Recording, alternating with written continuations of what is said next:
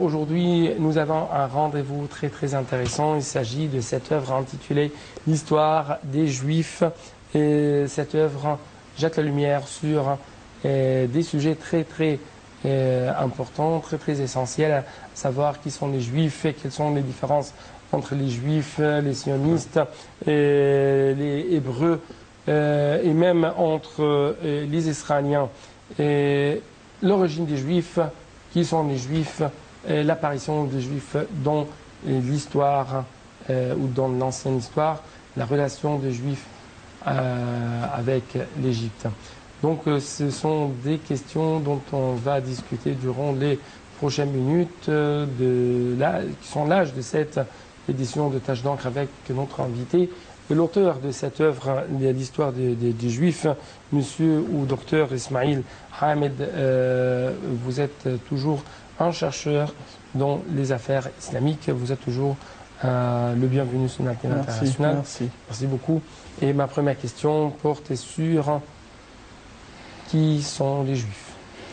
Alors bonjour à toi, bonjour à tout le monde. Bon Ramadan aussi pour tous les musulmans dans tout le monde islamique. Bien sûr, j'ai l'honneur d'être avec vous dans ce programme.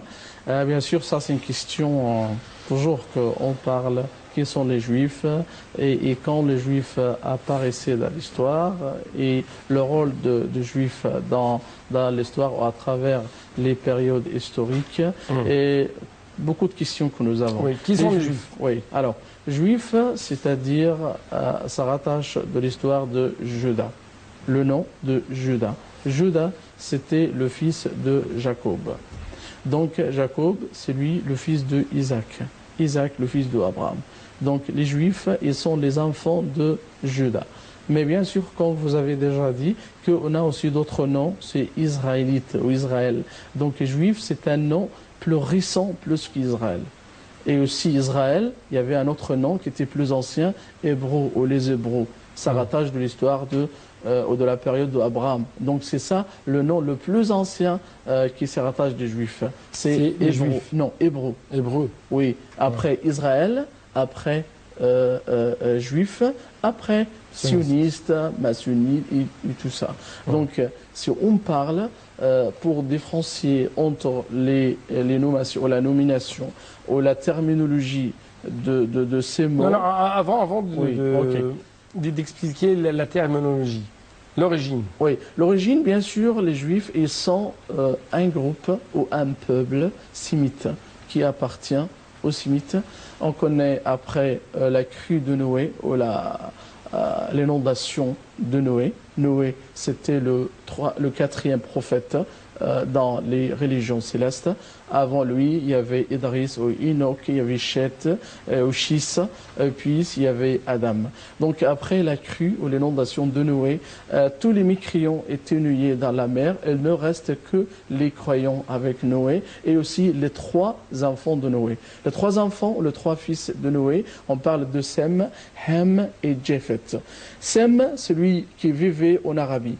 Toute la région de l'Arabie, ou la péninsule arabique, donc alors ils sont les enfants de Sem, donc ou les groupes sémites comme on dit, ou les peuples sémites, comme les Juifs, les Arabes, les Médianites, les Euriens, les Babyloniens, les Assyriens, les Phéniciens et les peuples qui vivaient dans cette zone-là. L'autre enfant de Noé, c'était Ham. Donc appartient à Ham les groupes hémites ou les peuples hémites. Ham, elle vivait en Afrique. Elle avait trois enfants. Elle avait Misraïm, elle est le grand-père des Égyptiens. Elle avait Canaan, le grand-père de Canaanites ou les Palestiniens. Elle est aussi, le troisième fils pour lui, c'est lui qui s'appelle Couche. Il est le grand-père des nègres ou les Africains noirs. Le troisième fils de Noé, alors c'est Yéphet ou Japheth. Donc c'est lui qui vivait au nord, c'est tout près de la mer Noire ou la mer Caspienne. Donc là-bas, il y a une partie de tribe de Japhet prophètes vivaient en Inde, en Asie, et les autres en Europe. Donc ils sont les Aryens ou les Indo-Européens. Ils sont les enfants de Japhet. Donc alors, les Juifs, ils sont les enfants de Juda, et aussi ils sont des groupes sémites qui vivaient dans cette période-là.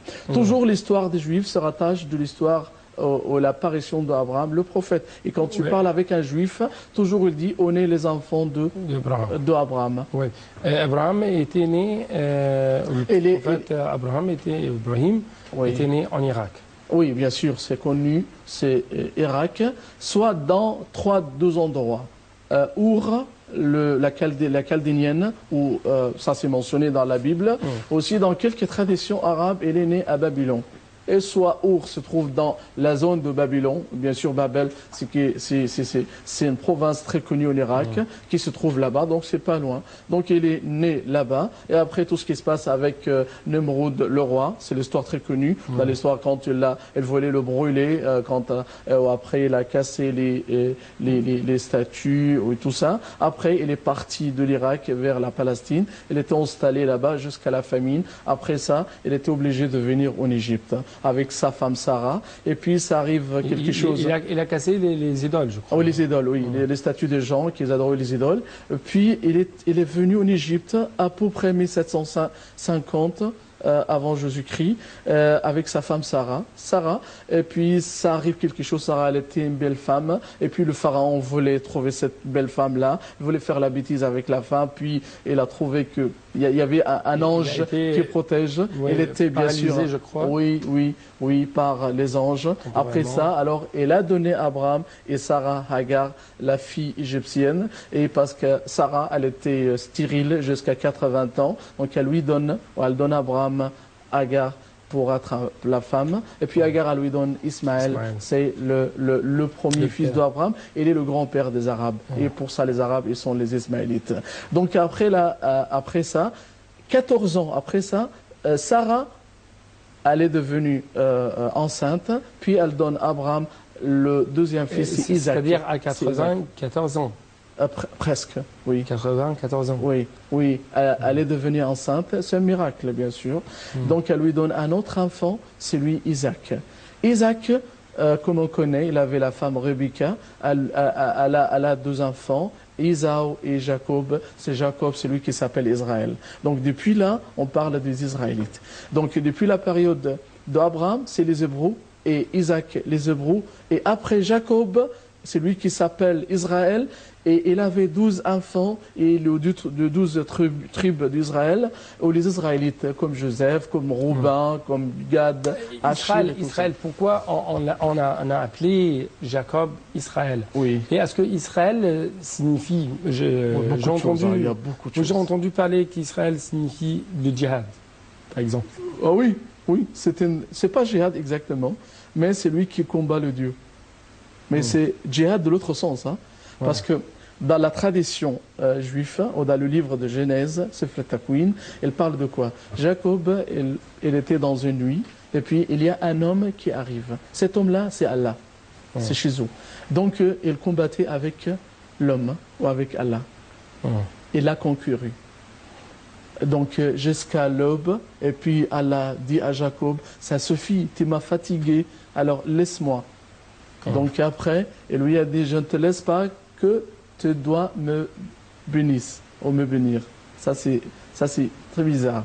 Comment? Alors l'homme c'est Allah, c'est lui qui est fatigué de combat avec Jacob, et après il lui dit laisse-moi, ça suffit, l'aube arrive et moi je suis fatigué, et l'autre lui dit tu dois me bénir. Ah, mais c'est la bénédiction le plus faible, c'est lui qui a besoin de...